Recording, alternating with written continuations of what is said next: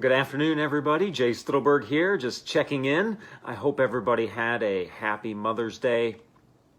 The weather was beautiful, at least it was here. I hope you had a chance to enjoy it as much as you could this past weekend. And you'll notice that I'm doing this update a little bit different this week, and there's a very good explanation for that. But I want to start out by saying I hope everyone is doing well. And this week may not be as fun or exciting as the previous weeks, or maybe not as have much of a happy tone as previous weeks, but I think it's a really important topic to talk about. And as many of you that know me know, I do not shy away from difficult topics to talk about. I talk about mental health and suicide prevention almost every time I speak, and I know those are issues that a lot of people have trouble wanting to talk about or think should be in a normal conversation, and they absolutely should. This next topic I'm going to talk about is also something that may be difficult for some people, and some people may not like what I have to say, and that's okay, that's your right.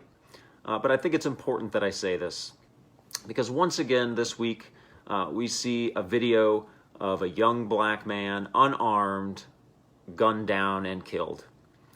And we'd like to think it's the last time we're going to see things like this.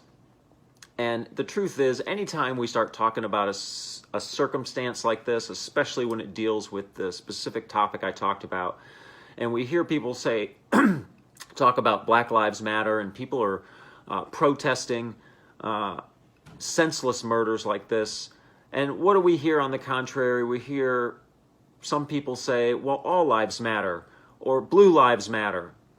Well, the truth is, they all do matter. But the one thing that's also true in this country is that there is something called privilege in this country. And it's not that we ask for it. Let me tell you something. I was born a white male. And unbeknownst to me when I was born, that instantly gave me privilege in this country. For no other reason, and everything out of my control, as to why I have privilege. Simply because I'm a white male. I don't have to worry when I leave my house and I go for a run that somebody is going to chase me down because they think I'm doing something wrong or I don't belong. And no one is going to come to me if I go look at a house being built, for example, which I've done many times to see what it looks like on the inside. I highly suspect nobody's going to call the police and tell them, I saw this suspicious white guy going around this house under construction. It never happened for me, and I don't think it ever would, for the simple reason that I'm a white male in the United States of America, which, again, out of my control, gives me privilege. And is there a good reason for that privilege? Not in my opinion. And do I think this privilege really exists? I absolutely do. I know some people out there won't think that white privilege exists. They don't think that anything is higher than the other. Or at least they say that anyway. But the reality is it's all around us. And we see it every day. We see it on the TV. We see it on social media. We see it when we go to the store. We see it everywhere. And if we think it doesn't exist, we're fooling ourselves. The reality is, I prefer to use my white privilege to do something that's good. Because truthfully, I don't think I deserve white privilege just because I was born a certain way. And I don't think somebody who was born black or Asian or any other ethnicity that's not white deserves to not have a certain privilege simply because of the color of their skin and a presumption that's made by people. You know, if you really think that you see somebody commit a crime and your first reaction is to go grab a gun and jump in a truck and go chase them down, probably you aren't going to agree with this video I'm making. But the reality is, If I saw somebody that I thought committed a crime, the first thing I would do is call the police and tell them and let them do their job. It's not my job to do the police's job. And honestly, I hate seeing these things happen over and over again. And do we know all the facts about this case yet? No, we don't. And they'll come out. But the reality is we can't just immediately assume or see something or read something and go, oh, well, he had a criminal background, or he was clearly doing something wrong. That's just not how society works. It's not how it works at all. And I have friends that are afraid every time they leave their house. They are petrified every time they see a police officer in a car behind them when they're driving. And especially if they get pulled over, because they have no idea how they're going to be treated. And the reality is, they should treat everybody the exact same way. But we know that that doesn't happen. And until we admit that that doesn't happen, we are never going to fix this problem. So what I want people to do is think about that.